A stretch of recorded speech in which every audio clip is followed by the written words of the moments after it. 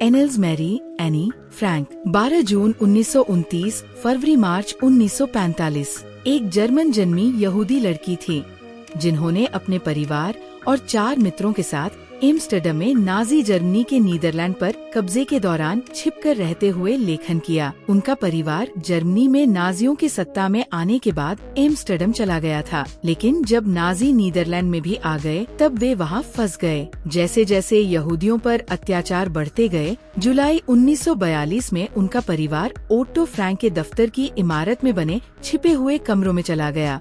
2 साल तक छिपे रहने के बाद वे पकड़े गए और उन्हें कंसंट्रेशन कैंप भेज दिया गया, जहां एनी की मृत्यु टाइफ से बर्गन बेल्सन कैंप में उनकी बहन मार्गोट के कुछ ही दिनों बाद हो गई। उनके पिता ओट्टो उस समूह के एकमात्र जीवित सदस्य रहे। युद्ध के बाद वे एम्स्टर्डम लौटे और पाया कि एनी की डायरी बचा ली गई थी। उन्होंने ये समझते हुए कि ये एक अनोखा दस्तावेज है, इसे प्रकाशित करवाया। अंग्रेजी में ये the diary of a young girl नाम से आई। ये डायरी एनी को उनके 13वें जन्मदिन पर उपहार में मिली थी। इसमें 12 जून 1942 से लेकर 1 अगस्त 1944 तक के उनके जीवन का लेखा जोखा है। बाद में इसका डच भाषा से अनेक भाषाओं में अनुवाद हुआ और ये दुनिया की सबसे ज्यादा पढ़ी जाने वाली किताबों में से एक बन गई। इस पर फिल्में, नाटक, टेलीविजन कार्यक्रम और यहाँ तक कि एक ओपेरा भी बनाए गए। इसे एक परिपक्व और गहरी सोच रखने वाले मन की रचना बताया गया है, जिसमें नाजी कब्जे के दौरान के रोजमर्रा के जीवन की अंतरंग झलक मिलती है। एनी फ्रैंक आज होलोकॉस्ट की सबसे चर्चित और पहचानी जाने वाली शख्सियतों में से एक मानी जाती है। एनी फ्रैंक की डायरी से अंश लिखना मेरे जैसे किसी के लिए बड़ा अजीब अनुभव है।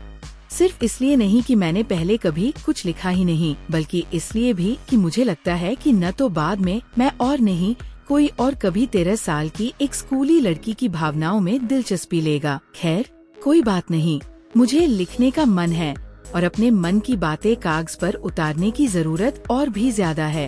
कागज लोगों से ज्यादा धैर्यवान होता है।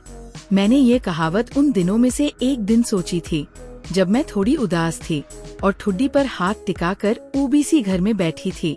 सोच रही थी कि बाहर जाऊं या नहीं। आखिरकार मैं बैठी रही और सोचती रही। हाँ, कागज सचमुच ज्यादा सब्र वाला होता है और चूंकि मैं ये डायरी किसी को दिखाने का इरादा नहीं रखती, जब तक कि मुझे कोई सच्चा दोस्त न मिल जाए तो इससे कोई फर्क नहीं पड़ेगा। असल वजह जिससे मैंने डायरी लिखना शुरू किया वह यह है कि मेरे पास कोई सच्चा दोस्त नहीं है। स्पष्ट कर दूं, क्योंकि कोई यकीन नहीं करेगा कि 13 साल की लड़की पूरी तरह अकेली हो सकती है, और मैं अकेली नहीं हूँ। मेरे पास प्यारे माता पिता है, 16 साल की एक बहन है और लगभग 30 लोग हैं जिन्हें मैं दोस्त कह सकती हूँ। मेरे पास परिवार है, स्नेही रिश्तेदार हैं और अच्छा घर है। बाहर से तो लगता है कि मेरे पास सब कुछ है, सिवाय एक सच्चे दोस्त के। जब भी मैं दोस्तों के साथ होती हूँ तो सिर्फ मस्ती करती हूँ। मैं गंभीर या गहरी बातें नहीं कर पाती। हम एक दूसरे के करीब नहीं आ पाते और यही समस्या है। शायद गलती मेरी ही है कि मैं दिल की बातें साझा नहीं करती। जो भी हो, यही स्थिति है और शायद इसमें बदलाव भी न आए। यही वजह है कि मैंने डायरी लिखना शुरू किया। मैं चाहती हूँ कि ये डायरी मेरी कल्पना के उस लंबे समय से प्रतीक्षित दोस्त की तरह हो। इसलिए मैं इसमें सिर्फ तथ्यों को दर्ज नहीं करना चाहती, बल्कि इसे अपना दोस्त बनाना चाहती हूँ। मैं इसे नाम दूंगी किट्टी। अपने जीवन की झलक। मेरे पिता, जो सबसे प्यारे पिता है, की शादी मेरी माँ से तब हुई जब उनकी उम्र 36 वर्ष और माँ की 25 वर्ष थी। मेरी बहन मार्गोट का जन्म 1926 में फ्रैंकफर्ट, जर्मनी में हुआ। मेरा जन्म 12 जून 1929 को हुआ। मैं 4 साल की उम्र तक वही रही। 1933 में मेरे पापा हॉलैंड चले गए। मेरी माँ भी सितंबर में वहाँ चली गई, जबकि मैं और मार्गोट दादी के पास आखेन भेज दी गई। मार्गोट दिसंबर में हॉलैंड चली गई और मैं फरवरी में पहुंची और मुझे मार्गोट के लिए जन्मदिन का तोहफा कहा गया। मैंने वहीं मॉन्टेसरी नर्सरी स्कूल जाना शुरू किया और 6 साल की होने तक वहाँ रही। फिर प्राथमिक शिक्षा शुरू हुई। 6ठी कक्षा में मेरी शिक्षिका मिसेस कुपेरस थी, जो प्रधानाचार्या भी थी। साल के अंत में जब हमें अलविदा कहना पड़ा तो हम दोनों रो पड़े। गर्मी 1941 में दादी बीमार पड़ी और ऑपरेशन कराना पड़ा। उसी कारण मेरा जन्मदिन धूमधाम से नहीं मन पाया।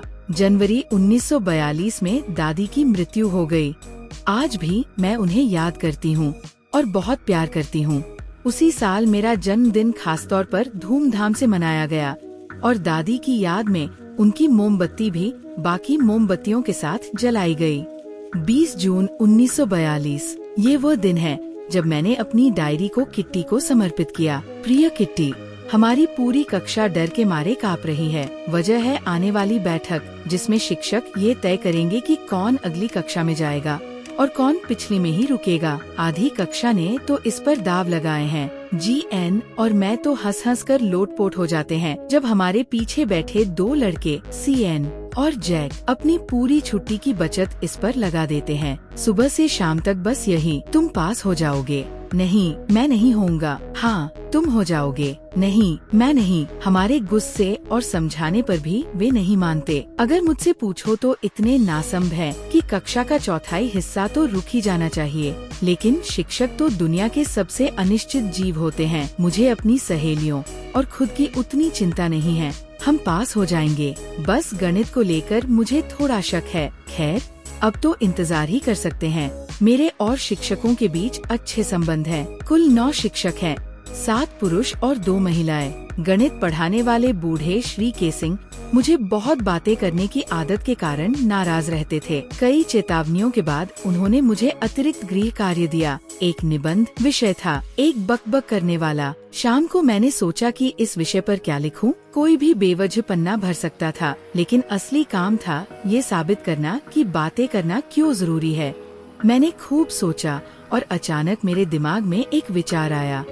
मैंने 3 पन्नों का निबंध लिखा जिसमें तर्क दिया कि बातें करना छात्रों की आदत होती है और मैं कोशिश करूंगी इसे काबू में रखने की, लेकिन इसे पूरी तरह छोड़ पाना असंभव है क्योंकि मेरी माँ भी उतनी ही बातें करती हैं, अगर मुझसे ज्यादा नहीं, और वंशानुगत आदतें बदली नहीं जा सकती। श्री केसिंग को ये मजेदार लगा और उन्होंने खूब हंसी। लेकिन जब अगली कक्षा में मैं फिर बातें करने लगी तो उन्होंने दूसरा निबंध लिखने को कहा, एक अडिग बकबक करने वाला। कुछ समय तक शांति रही, मगर तीसरी बार जब उन्होंने मुझे बातें करते पकड़ लिया तो उन्होंने मजाक में तीसरा विषय दिया, क्वैक क्वैक क्वैक। बोली मिस बकबक। कक्षा हंसी से गूंज उठी। मैं भी हंसी रोक न पाई। हालांकि अब तक बकबक पर लिखने के लिए मेरे पास विचार कम पड़ रहे थे। तभी मेरी सहेली साने, जो कविता लिखने में अच्छी थी, ने मदद की। हमने निबंध को कविता में बदल दिया। कविता में कहानी थी, एक बत्तख माँ, एक हंस पिता और उनके 3 बच्चे। वे बच्चे बहुत ज्यादा क्वैक क्वैक करते थे तो पिता ने उन्हें काट डाला। श्री केसिंग ने इसे सही मजाक की तरह लिया। उन्होंने ये कविता न सिर्फ कक्षा में बल्कि और कक्षाओं में भी सुनाई और अपने टिप्पणी भी जोड़े। तब से मुझे क्लास में बात करने की आजादी है और कभी अतिरिक्त गृह कार्य नहीं मिला। उल्टा अब तो श्री केसिंग अक्सर मजाक करते रहते हैं। आपकी एनी।